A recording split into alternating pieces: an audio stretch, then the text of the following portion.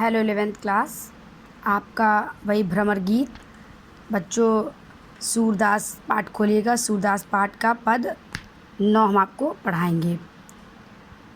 भ्रमर गीत का पद 9 आपका बच्चों लिया गया है। जब उद्धव गोपिकाओं के पास निराकार ब्रह्म की उपासना का संदेश लेकर के आते हैं तो गोपिकाएं निराकार ब्रह्म का खंडन करती हैं और कहती हैं कि हम किसी भी तरह से तुम्हारी योग साधना, तुम्हारे द्वारा बताई गई योग साधना नहीं कर सकते हैं। निराकार ब्रह्म को हम नहीं अपना सकते हैं, हम उनकी उपासना नहीं कर सकते हैं। वो अपनी विरह व्यथा को उद्धव को बताती हैं। ये कहती हैं कि श्री कृष्ण लौटने के लिए हमसे 15 दिन की अवधि निश्चित करके यहाँ से मथुरा गए थे, लेकिन अभी तक वो लौट करके नहीं आए और उनको गए 1 महीना हो गया है। तो उनकी जो प्रतीक्षा की अवधि है वो बीत गई है और अवधि बीत जाने पर गोपियों की जो व्यथा थी उस व्यथा का चित्रण यहाँ पर सूरदास जी ने किया है। गोपिकाएं उद्धव से कहती हैं, हे उद्धव, कहत कत परदेसी की बात, हम कहाँ तक तुमसे कृष्ण की बात, उस परदेसी की बात कहाँ तक कहें। या कहत कत परदेसी की बात, अपनी व्यथा का वर्णन करते हुए गोपिका उद्धव से कहती है कि हम तुमसे इस परदेसी की कहाँ तक बात करें। मंदिर अरध यानी कि मंदिर अरध अवधि बदी हमसे वो 15 दिन का समय बता कर के गए और हरि आहार चली जात, 1 महीना चले गए और लौट करके नहीं आए। बच्चों, दृष्टिकूट पद है। अर्थ निकालने की दृष्टि से जो बहुत गुण पद होते हैं जिनको समझना मुश्किल होता है, वो सूरदास के काव्य की प्रमुख विशेषता है। तो इसको देखिएगा, 2 लाइन का मतलब देखिएगा, फिर शब्द के अर्थ हम बताएंगे कि हे उद्धव, हम कहाँ तक उस परदेसी की बात कहें। हमसे 1 महीने की अवधि कहकर 15 दिन की अवधि कह कर के वो यहाँ से गए थे। 15 दिन की अवधि निश्चित करके वो गए थे कि 15 दिन बाद वो आ जाएंगे, लेकिन 1 महीना बीत गया है और अभी तक वो वापस नहीं लौटे। अब बच्चों अर्थ देखिएगा, मंदिर घर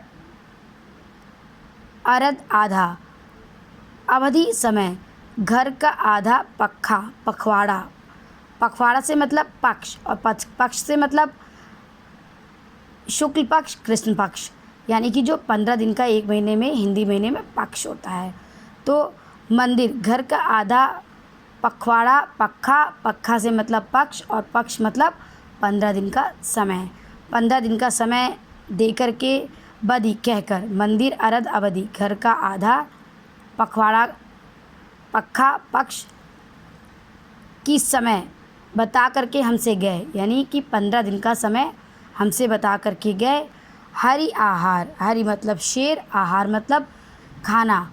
तो शेर मांस खाता है, तो मांस से मतलब मास, महीना ले गया कि हमसे 1 पक्ष का समय बता करके गए, यानी 15 दिन का समय बता करके चले गए और मास बीत गया, अभी तक लौट करके नहीं आए। शेर का आहार मांस और मास से मतलब महीना बीत गया और अभी तक कृष्ण लौट करके नहीं आए हैं। कृष्ण के वियोग में शशि रिपु बरस, शशि मतलब चंद्रमा का, रिपु मतलब शत्रु, चंद्रमा का शत्रु दिन हमें वर्ष के समान लग रहा है, बरस मतलब वर्ष के बराबर लग रहा है। और सूर्य रिपु जुगबर, सूर्य का रिपु शत्रु, सूर्य का शत्रु यानी कि रात हमें युग के बराबर समान लग रही है। कृष्ण के वियोग में हमें दिन वर्ष के बराबर और रात युग के बराबर प्रतीत हो रही है। और हर रिपु, हर मतलब शंकर जी का, रिपु मतलब शत्रु, कामदेव कीन्हों कर रहे हैं घात, लगातार वो ताक लगा कर बैठे हैं और हम पर लगातार घात लगाए बैठे हुए हमको तकलीफ़ पहुंचा रहे हैं। कृष्ण के वियोग में यानी हम काम से पीड़ित हो रहे हैं, हमें तकलीफ़ हो रही है, हम कृष्ण के वियोग में जल रहे हैं। ये बच्चों इतना समझ में आया ना, दृष्टिकूट पद समझ में आया ना कि हम उस परदेसी की बात कहाँ तक करें। वो हमसे 15 दिन का समय बोल करके गए थे और 1 महीना बीत गया, लेकिन अभी तक लौट करके नहीं आए। मथुरा हमसे 15 दिन का समय लेकर के गए थे, पर अभी तक लौट करके नहीं आए हैं। और उनके वियोग में दिन हमें वर्ष के बराबर और रात हमें युग के बराबर लग रहा है। इसके अलावा कामदेव घात लगा कर बैठे हैं, वो हमको तकलीफ़ पहुंचा रहे हैं। अब देखिए यहाँ पे बताया गया, मग पंचक ले गयो सांवरो। इस लाइन का मतलब अभी बता रहे हैं। इसका मतलब ये है कि हमारे चित्त को वो लेकर के चले गए हैं, हृदय को लेकर के चले गए हैं, इसीलिए हम बहुत ज़्यादा व्याकुल हो रहे हैं। और अब हमसे जीवन जीते नहीं बन रहा है, बल्कि मन हो रहा है कि हम विष खाकर मर जाएं। विष खाते हमसे बन रहा है, जहर खाकर मरने का मन हो रहा है। देखिए, मग पंचक, मघा नक्षत्र, मघा, ठीक है, मग पंचक, माघ से, मघा नक्षत्र से 5वां नक्षत्र, मघा से पंचक 5वां नक्षत्र चित्रा होता है। चित्रा से मतलब गोपिकाओं ने लगाया चित्त। मग पंचक, मघा से 5वां नक्षत्र चित्रा, लिखना बच्चों लिख लीजिएगा। माघ से 5वां नक्षत्र चित्रा, और चित्रा से मतलब चित्त, और चित्त मतलब हृदय।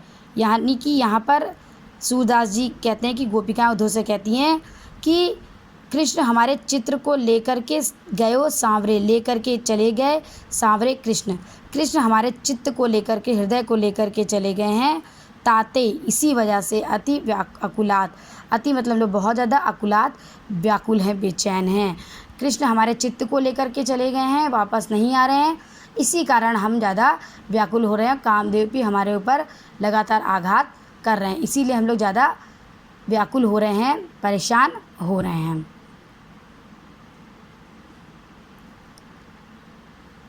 अब आगे गोपिकाएँ कहती हैं कि नक्षत्र 27 नक्षत्र, बच्चों लिखिएगा 27 नक्षत्र, वेद 4 वेद, ग्रह 9 ग्रह। 27 वेद, 27 नक्षत्र, 4 वेद और 9 ग्रह। इसको जोड़ कर अर्ध करी, आधा कर, जो बनता है, यानी 27 नक्षत्र 27 और वेद 4 28 29 30 31 और 9 ग्रह यानी 40। इनको जोड़कर अर्ध करी, आधा करिए, यानी 40 का आधा जब हम करते हैं तो 20 बनता है, और 20 से उन्होंने मतलब लिया विष।